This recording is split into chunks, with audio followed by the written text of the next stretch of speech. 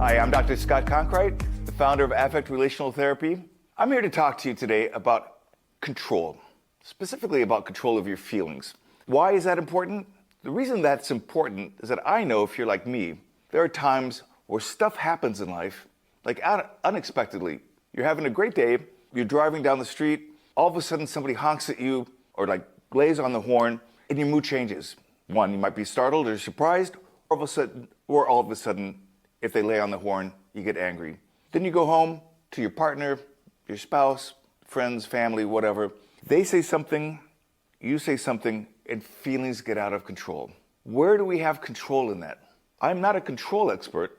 I'm an expert around feelings. And one of the things that I'm wanting to do to help you have control in your life is to understand how feelings work, what they're about, how they happen, what stimuli causes them to take place, and at what point you can intervene, those small little slivers of time where you can make decisions. Why? You can make those decisions because you're calm, and you can make an enormous change in your relationships.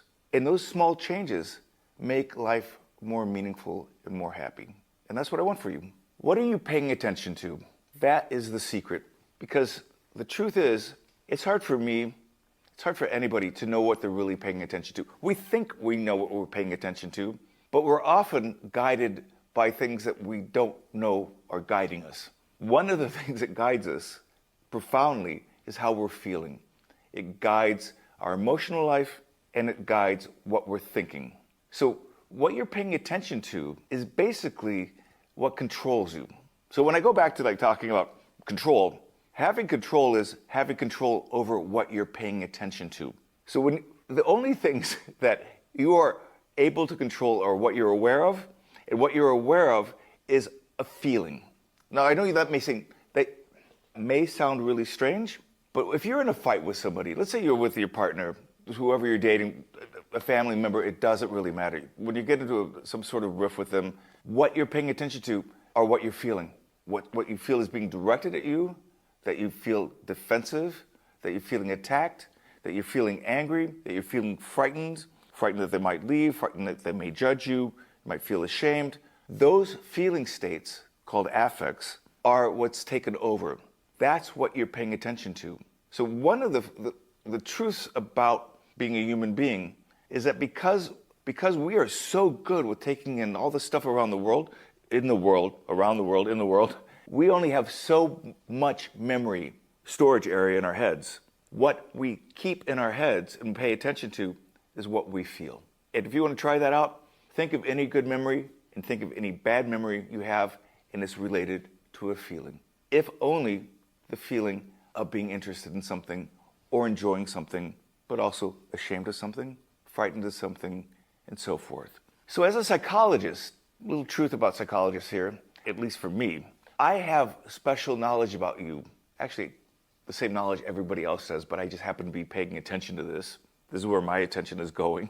If I learn what you pay attention to, what matters to you, what you value, where you put your time and energy, in essence, what you're proud of, I know a lot about you because I know what positively pulls you to where you want to go.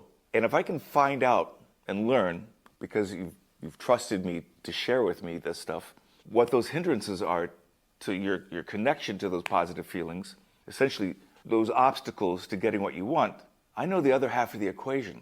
And through that, I can help you get to where you want to go.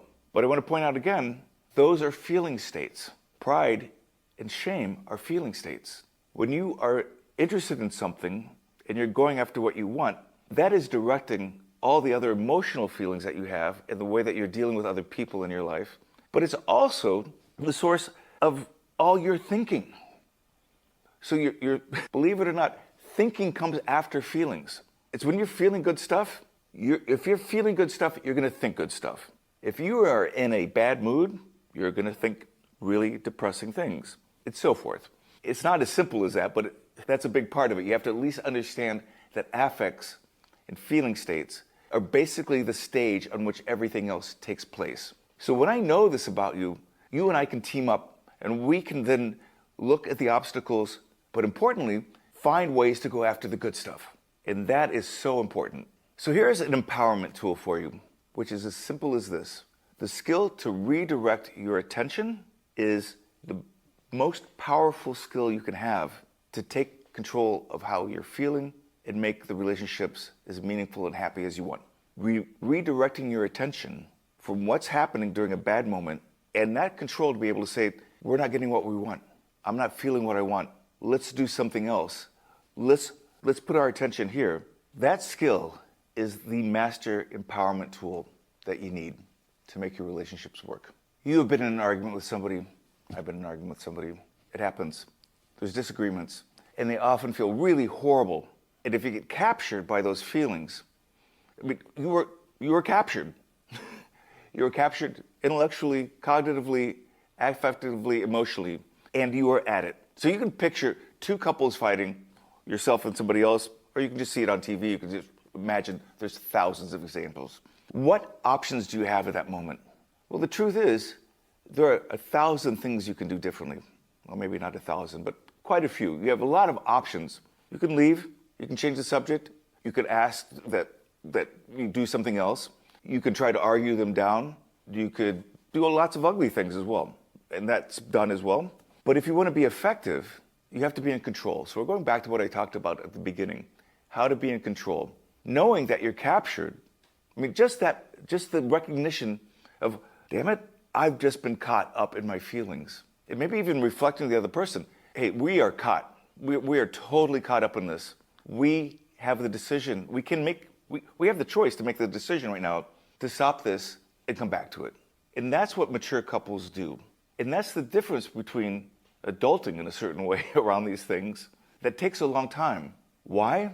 Because we have so much shame in those moments for having lost control and perhaps losing the argument, but also a lot of fear that we're going to lose the other person or something negative is going to happen. So in that little sliver of time, if you can catch yourself and recognize that those are the affects that you've been captured by, and make the decision to politely stop it and ask the other person to come back to it and say, I want to solve this problem. This is a serious issue. We are clearly riled up around this, but I really care about you. Let's not do it in this state because we have no control at this point. Let me give you a couple other examples because obviously they're not all negative. There are ways that we get captured that are so beautiful and wonderful in ways that we want to be captured. When you are in love with somebody, when you've met somebody who's so interesting and enjoyable to be with, those feelings grab you in a wonderful way. That's what we want. We want that type of engagement. What are the feelings, the emotions you're having? The feelings you're having are the affects of enjoyment and interest. And I'll explain those later in another video. Those engender lots of emotions from the memories that we have of similar sort of situations. We are wired for that. Look at any infant or toddler. They are all about the 9 affects. And what do they love more than anything else is to enjoy and to be interested in stuff.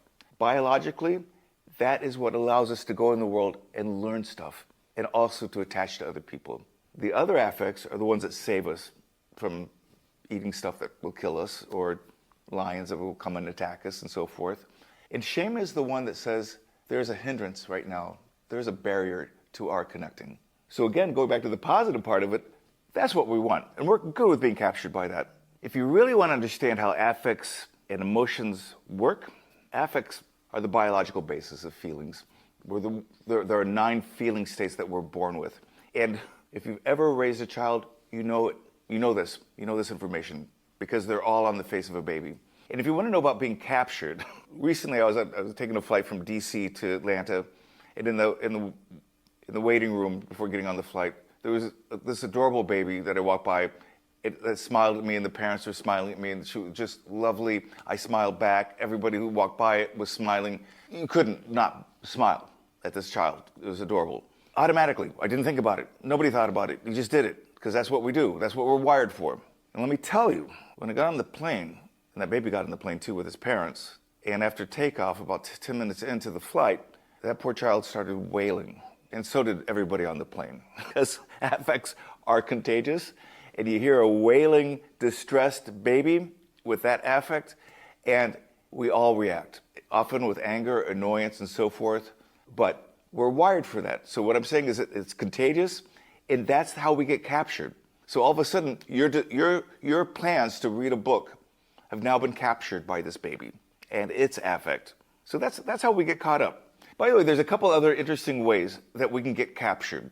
So another part of this trip is that we were on the tarmac for about 20 minutes after we got off after the doors closed and we pulled out. And I should have gone to the bathroom first. I needed to pee so bad, and I have the world's smallest bladder.